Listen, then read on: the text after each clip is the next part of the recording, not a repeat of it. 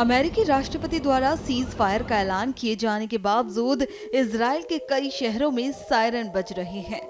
Iran की ओर से मिसाइलें दागने की खबर सामने आ रही है। आईडीएफ ने लोगों को सुरक्षित जगहों पर जाने की हिदायत दे दी है।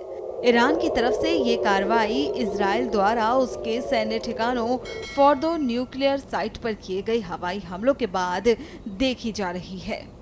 बता दें कि अमेरिकी राष्ट्रपति ट्रंप की घोषणा के कुछ ही घंटों बाद हाइफा, तेल अवीव, यरूशलेम में सायरन की आवाजें सुनी जा सकती हैं।